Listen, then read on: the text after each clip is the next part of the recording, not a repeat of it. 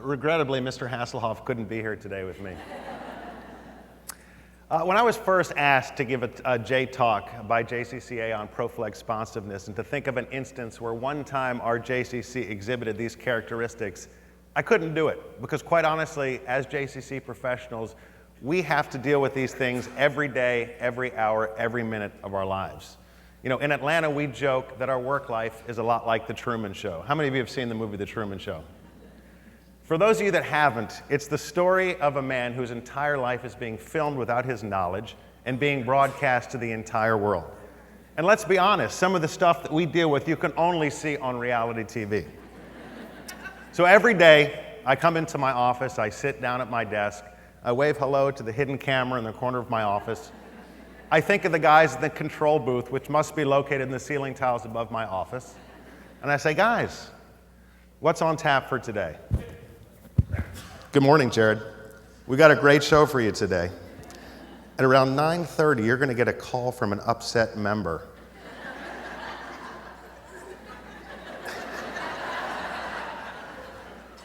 He's very upset that the elderly gentleman in the whirlpool is ignoring the no nude bathing sign. Well, that's pretty standard. Yes. But in this instance, he chose to do his post-exercise stretching while in the nude. That's something you don't see every day. What's next? Well, at around lunchtime, you're going to get a call from a Mrs. Rinsberg. She's upset that her son Zachary did not make the elite sports team. You mean the one that builds the dirt sandcastles in the outfield? That's the one. Good start to the day, guys. Well, it gets better.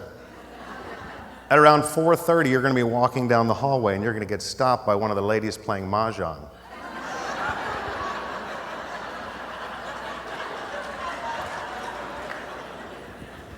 She's very upset that the children in the JCC are too loud and disrupt her game.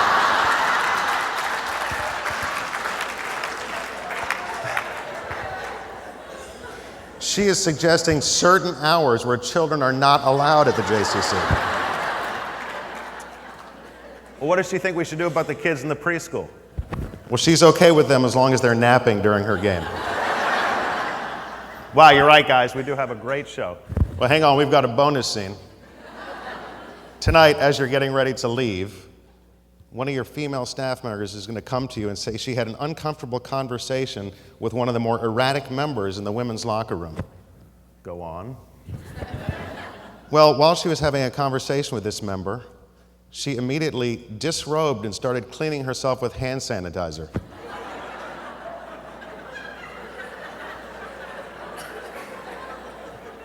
You mean her hands and face? No, her entire body. You know, you're laughing because you think I'm making this up, but I think we all know that I'm not making any of these stories up. And the hardest part about dealing with these types of situations is that we can't say what we really want to say because we wouldn't have any members left and none of us would have jobs. So I was lucky enough to attend the Disney 3-day seminar on guidelines for guest service. And while I certainly can't go over everything today, two of the biggest takeaways were how they dealt with guest recovery when things don't go right and how to exceed your guest expectations.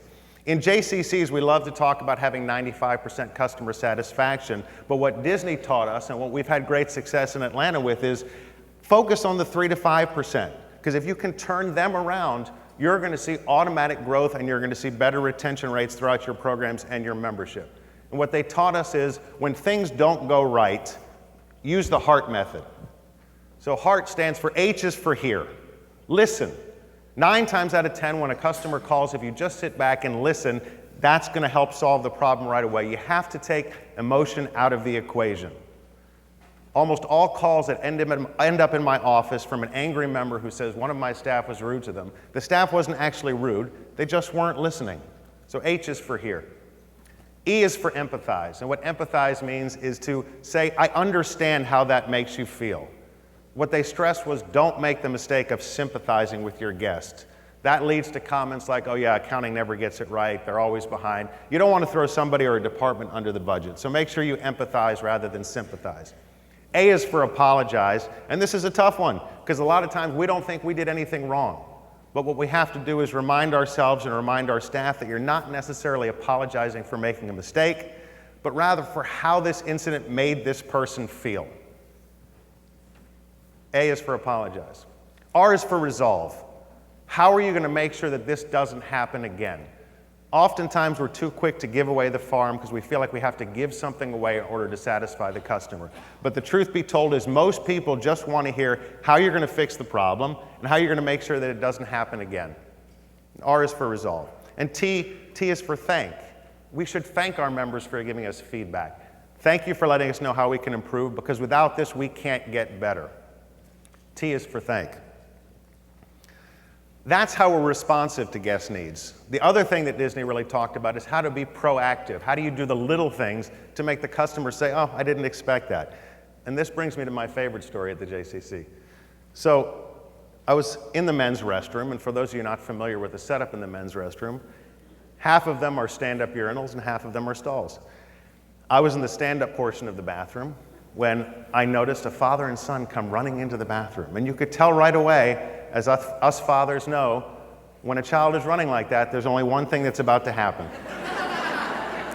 So I watched this entire situation unfold. I watched the father rush the son, drop his pants, put him in front of the stand-up stall. He gave me a look like, what do we need our wives for? We got this, right? Then I look over, and as we're getting ready for the child to go, instead of peeing, he poops on the floor.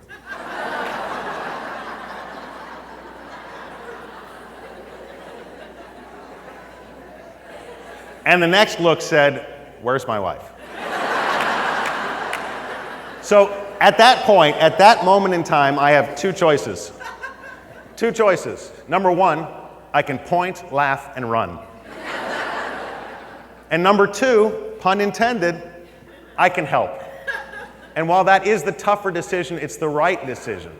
So I can get help to clean it up. I can go find the child a new pair of pants. That's the harder decision. But that's the one where he left saying, I had what would have been a very embarrassing experience at the JCC, but instead it turned into somewhat of a positive. And what Disney calls this is bumping the lamp. Okay, and this came from the movie Who Framed Roger Rabbit. So for those of you that have seen the movie, there's a scene in the basement where the rabbit runs and bumps a swinging lamp. And all of a sudden the lamp moves back and forth. And what this did was it caused extra days of work for the graphic artist to do all of this shading. And the people on the set said, why bother bumping the lamp? Most people aren't going to notice. Disney said, but some people will. And that's what we do. We go above and beyond to meet the expectations of all of our guests. And for those of you that have been to Disney, there are examples of this all over the park. And they challenge their departments to bump the lamp. So in housekeeping, when you come back from a long day with your family and your kids are exhausted and they come back and there's the towel shaped in the Disney character. Okay? In the parking department, so many times people leave the park and there's these million cars in the parking lot and you can't remember where you parked. Well, they have a system where all you have to do is walk up to the parking attendant, tell them what time you parked, and they'll say, Mr. Powers, at 9:30, we were parking the Goofy lot, rows 11 to 30. Hop on my cart and we'll take you there. And then the most common question asked at Disney, what time is the 3 o'clock parade? I'm not kidding, that's the most common question asked at Disney. And again, going back to the earlier, you can't say what you want to say. Okay? What they did is they trained their frontline staff to say, Mr. Powers, at 2:45, if you situate yourself at the south end of the parade, not only will you get the best view of it coming around the loop, but when it ends, you'll be able to get out of there without waiting in line with everybody else. So we have to challenge ourselves at all of our JCCs. What can we do to bump the lamp for our customers to make them say, oh, I didn't expect that? And the tough thing is we all have so many jobs that we have to juggle. It's easier for us to say, we're doing enough. But we can't fall into that trap. The things that I've discussed today and just scratched the surface on, they're easy to talk about, but it takes discipline and a dedicated process to implement. In the breakout session, I'll be going more into how we implemented this customer service process in Atlanta, but just an overview is in order to implement something like this at your JCC, you have to have executive buy-in. Senior staff and your CEO has to be on board or you're not going to be able to implement these strategies.